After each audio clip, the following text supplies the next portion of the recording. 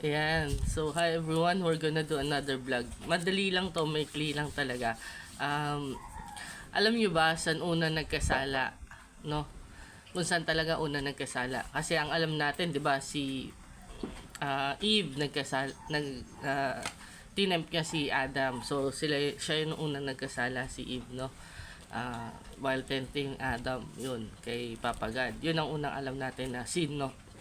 Pero, kung binasa mo talaga tong Bible, nga pala, ito yung ginagamit natin Bible, yan. Pag binasa mo talaga tong Bible, you would know na um, ang unang-unang pagkakasala, hindi dito sa lupa, no? Sa langit. Yung unang-unang pagkakasala. Kasi di ba may parang inatas na 3 angels.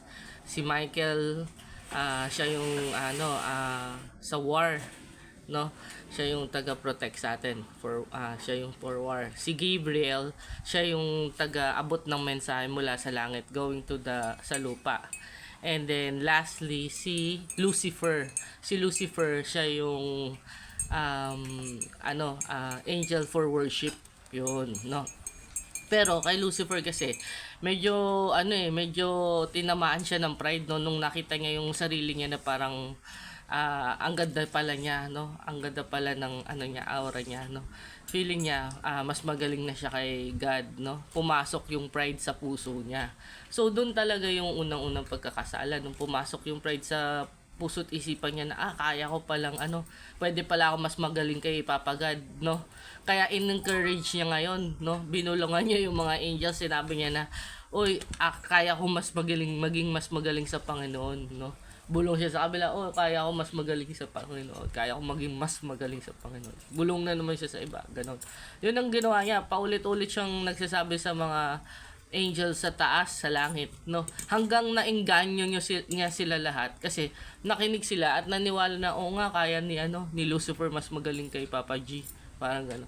Sumama sila, no? Kaya sabi dun sa Bible, 1/3 ng stars bumagsak mula sa langit pababa sa lupa. Yun yung nakita ni Jesus na sinabi niya, I saw Satan ba yun, na coming from heaven going down, parang ang bilis-bilis daw bumubulosok pababa sa lupa. Yun, no?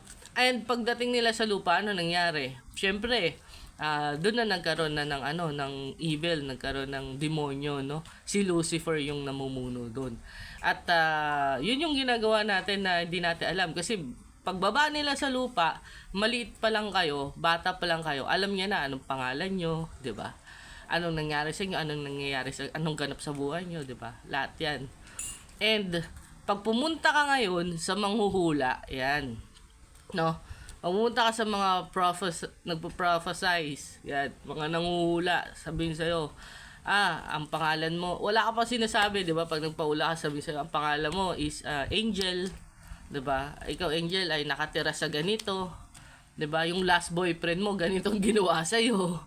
Ganon, no? So, magugulat ka kasi lahat ng sinasabi yung information, wala ka pang sinasabi, pero alam niya lahat. Paano nga namang di niya malalaman? Maliit ka pa lang, binantayan ka na nung 1/3 ng angel na bumaba, no? Sila ngayon yung nagbabantay sa atin, no? Sila yung nagbabantay, nagsasabi na eto yung pangalan, ganon. So lahat ng past mo, lahat ng history mo, lahat na nangyari sa previously, alam nila. Kaya pag tinanong yung manghuhula, alam niya rin yung isasagot niya. Kasi dito sa Bible nakalagay din yun, bawal ka magpahula. 'Di ba? Masamang magpahula. Hindi yan gawa sa Panginoon, no? So, yung mga crystals, yan kasama yan eh. Yung crystals kala natin energy, good vibes, ganun, no? Positive energy, pero kasama pala yun, nakalagay din yun sa Bible. Yung paghuhula, yung pagpapatawas, yan. So, lahat yan masama po. Lahat yan hindi po okay, no? Hindi yan sa Diyos, hindi yan gawain ng Panginoon, no? Ang sabi nga nila, 'di ba? May nagsabi na gustong-gusto nating makinig ng salita ng Diyos pero hindi natin binabasa yung Bible, no? So kailangan magbasa-basa talaga tayo kasi ako rin sobrang dami ko pang kulang, no? Sobrang dami ko pa ring aaralin.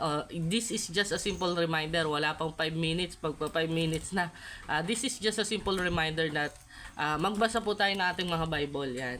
And I encourage everyone na na just in case na gusto niyo pong tumulong sa mga needies, sa mga may nangangailangan gano'n.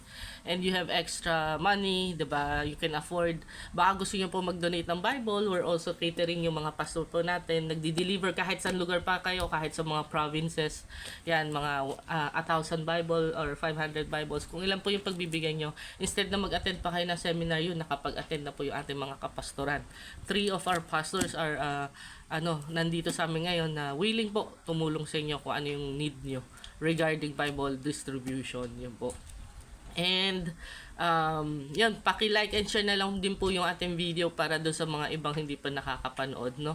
Also, yun, just in case that you would like to donate sa aming church, sa Hope Bible Christian Fellowship, we are accepting donations sa GCash account namin, no? Sa GCash account ko, pag gusto niyo mag-so dito sa akin, kasi sa akin kayo nakikinig, sige po, so kayo, mapupunta din naman yan sa ating church, no? So, ang ating GCash account number is 0920-234-2275. Yan. Sa lahat ng gusto pong tumulong, maliit ba yan o malaki, malaking bagay na po yan. Kasi pag pinagsama-sama po natin, makakabili na po yan ng mga papakain namin sa mga bata, sa mga church member, yung mga iipunin po natin for December yan. Kaya kaya din po ako nagsasabi na ng donation. Previously, nagbablog po ako pero wala po talagang donation. Hindi ako nanghingi. Ayoko talaga. But lately, I realized na kailangan din po sa atin sa church, no? Kailangan din po natin tulungan yung mga patient natin na mga walang pambayad ng kanilang mga treatment. Yan. So, thank you po sa mga patient po na nagpapatreat sa atin. I'm also a physical therapist. I'm Boots, by the way. Yan. Sa mga gusto pong magpatreat, iyon po yung GCash. Pwede nyo po kaming kontakin doon din po. Yan. So, yun lang. Hindi ko na pahabain. Let's pray. Heavenly Father, we come to you today. We're seeking healing and restoration for the sick and weary. Remove their pains and grant them healing miracles with your mighty hands. Help them to know that you don't give trials we cannot face because we never face them alone. Through the power of your name, I destroy, cast down, shattered any stronghold that is keeping them from living complete freedom and victory in you. Calm their timid hearts and bring rest to the weary places. Sundan niyo po ako, Ama. Humihingi po akong tawad sa lahat ng kasalanan ko. Hindi ko na po uulitin. Pumasok po kayo sa aking puso. Gagawin ko po kayong Panginoon at tagapagligtas. In Jesus' name we pray. Amen. Thank you po sa lahat na sumunod sa ating video. Till our next video again. Bye!